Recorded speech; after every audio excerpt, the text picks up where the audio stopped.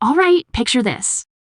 Meghan Markle, once the glamorous symbol of independence and reinvention, picks up the phone with a desperate request, a $20 million loan from none other than David Beckham. Not for charity, not for a joint project, but to rescue her collapsing lifestyle brand. And Beckham, he didn't even hesitate. He flat out said no. That single rejection has become more than just a business deal gone cold. It's a moment that ripped open the carefully polished image Meghan has tried to protect the brand she built as her post-royal empire, as ever now, on life support. But here's the real kicker. Beckham's refusal isn't just about the money. It's about credibility. If one of the sharpest investors in the game looks at your empire and walks away, the ripple effect is brutal. Hollywood notices? Investors notice. Even former allies fall silent. In this video, we're diving into the full story, why Meghan's brand stumbled so hard, how Beckham's rejection became the loudest signal yet, and what this collapse reveals about her entire post-royal strategy. Welcome back to the channel where we cut through the headlines and dig into the truth behind celebrity empires. Today, we're unpacking the unraveling of Meghan Markle's brand from overhyped candles and memes to fading friends and failed media deals. Stick with me because by the end, you'll see exactly why this $20 million no may be the final crack that brings the whole empire down. To understand why David Beckham's rejection cut so deep, we have to rewind. Meghan Markle burst onto the scene as the outsider who dared to rewrite the royal rulebook. She and Prince Harry broke away from the monarchy, promising independence, financial freedom, and a new kind of power couple. For a moment, the world believed in that story. Netflix signed them to a blockbuster deal. Spotify handed her a multi-million-dollar podcast contract. Oprah gave them a prime-time stage. It seemed unstoppable. Then came, as ever, Meghan's highly promoted lifestyle brand. Marketed as an ethical rival to Goop It, promised candles, wines, and luxury goods dripping with curated perfection. But the rollout was shaky from the start.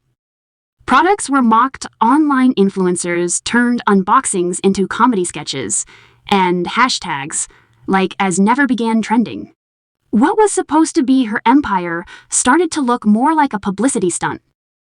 Meanwhile, the big partnerships that once looked like golden tickets began to lose shine. Spotify cut ties after one season of Archetypes. Netflix reportedly cooled interest after disappointing follow-ups. And the once powerful circle of Oprah, Ellen, Tyler Perry, and Serena Williams silent? This sets the stage for Beckham's no. Because when your biggest allies are distant, your projects flop, and the industry is whispering about risks one high profile, rejection isn't just personal, it's symbolic.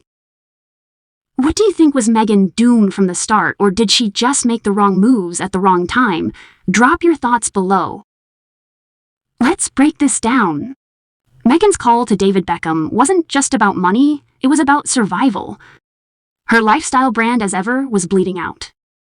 The hype that once carried her projects had dried up, and investors weren't lining up. In that moment, Beckham represented more than cash. He represented credibility. If he backed her, others might follow. But when he declined, it sent the opposite message: stay away. And this is where the story shifts from one failed pitch to a larger pattern. As ever was supposed to be Meghan's reinvention. Think about how it was marketed: soft focus photography, recycled glass jars, handwritten labels. On the surface, it screamed authenticity.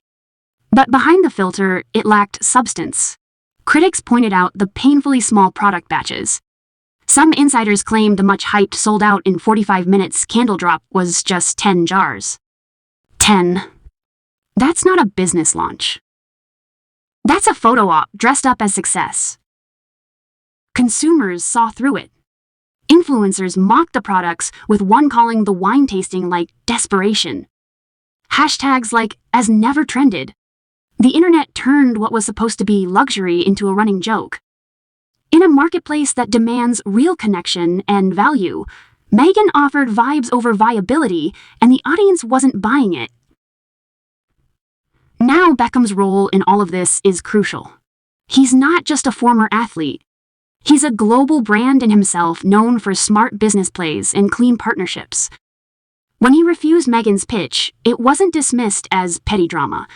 Industry insiders saw it as validation. If Beckham doesn't see value there, probably isn't any. His rejection was less about friendship and more about signaling to the market that Meghan's brand is too risky. This rejection also shines a light on Meghan's broader struggles. Remember, she left the royal family promising independence. Yet here she is, reaching out for bailouts. Her image as the self-made duchess clashes with the reality of leaning on celebrity friends for cash. That gap between image and execution has haunted every step of her post-royal career. Take Spotify, for example. Archetypes was supposed to redefine her voice in the podcast space. Instead, it fizzled after one season. Executives labeled the deal a mistake, and one even called the Sussexes grifters. That word stuck. Then there's Netflix. The initial docuseries drew curiosity, but by the second round of projects the numbers were flat. The platform quietly shifted focus, leaving Meghan's supposed empire adrift. And it doesn't stop there. Her inner circle, Oprah, Tyler Perry, Serena Williams, once pillars of support, now appear distant. Silence can be louder than criticism, and in Hollywood, that silence speaks volumes. So when Beckham said no, it wasn't just about refusing $20 million.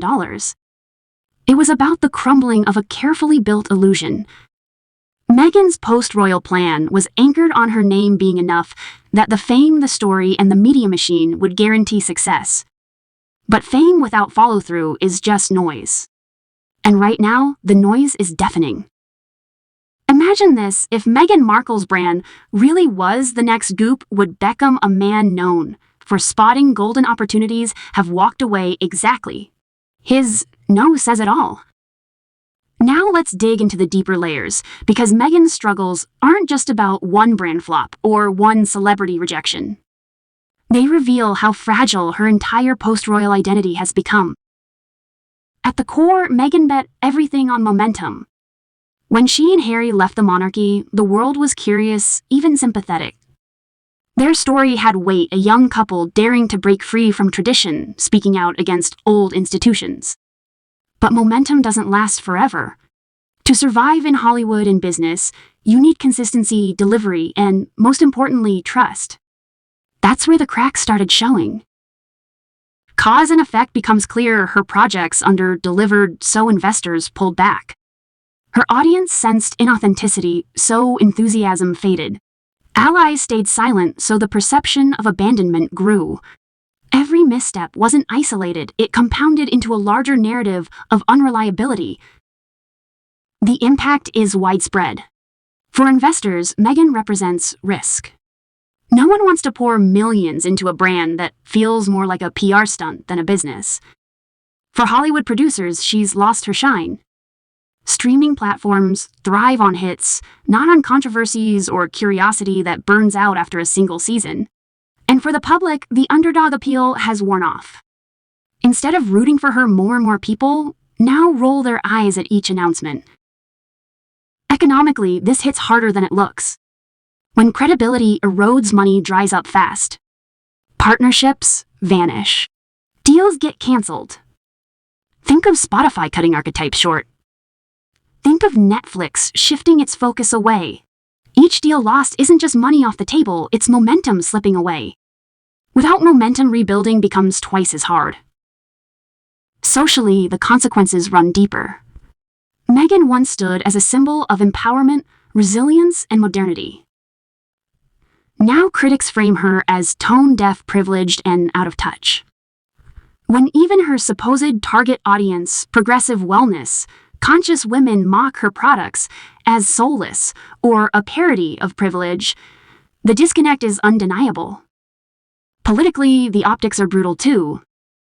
Meghan and Harry position themselves as independent forces larger than the monarchy they left behind.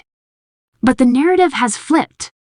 Instead of looking like revolutionaries, they risk appearing dependent, reliant on celebrity networks and cash infusions to stay afloat. That's not independence.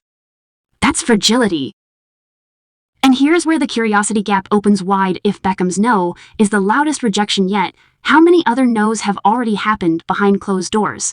How many investors quietly walked away without it ever hitting the headlines, if this is just the one we know about the iceberg beneath the surface? Could be massive. This is why Beckham's rejection is more than gossip. It's the perfect symbol of a broader truth. Meghan's empire wasn't sabotaged from the outside. It's collapsing from within under the weight of overpromises and under-delivery. So the question is, can Meghan reinvent herself yet again, or has the industry already closed the door for good? History has a way of repeating itself, especially in the celebrity world. Meghan Markle's struggles aren't unique. They echo other high-profile collapses where fame wasn't enough to sustain a business empire. Think of Jessica Simpson's fashion line imploding after its initial success, or Lindsay Lohan's short-lived ventures into lifestyle branding. Even Gwyneth Paltrow's Goop, often mocked, survived only because it built infrastructure authenticity and a fiercely loyal niche. Meghan tried to replicate the aesthetics without the foundation. Globally, this kind of crash has happened before. In Asia, pop stars launching skincare brands quickly found themselves shut out when consumers realized the products were overpriced, uninspired, and riding only on celebrity names. In Europe, soccer stars and models poured money into fashion houses that disappeared within a year. The common thread: fame is a spark, not a fuel. Without delivery, the flame burns out. Culturally, Meghan's downfall also carries weight. She was once the embodiment of a modern fairy tale, an American actress marrying into royalty, then breaking free to chart her own destiny. For many, she symbolized empowerment. Now that symbolism feels hollow, even ironic. The message has shifted. It's not enough to escape tradition. You have to build something real in its place.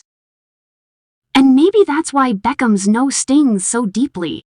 It wasn't just a rejection of a loan, it was a rejection of the story Meghan has been trying to sell all along. So, here's where we land. Meghan Markle's $20 million plea to David Beckham wasn't just a failed business pitch. It was the symbol of a much bigger collapse. As ever once marketed as her empire in the making, has instead exposed the fragility of a brand built more on image than on substance. From mocked candles and flopped wine launches to fizzled deals with Netflix and Spotify, the pattern is undeniable. And now, even her most powerful allies have gone silent. The key takeaway: fame opens doors, but it doesn't keep them open.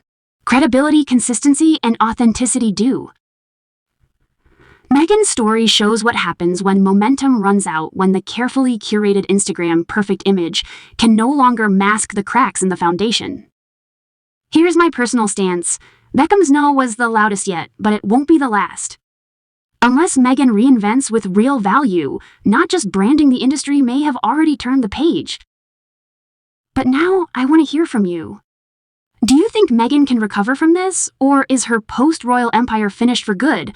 Was this collapse inevitable, or could smarter choices have saved her brand? Drop your thoughts in the comments. I read everyone. And if you found this breakdown eye-opening, make sure to subscribe and join our community.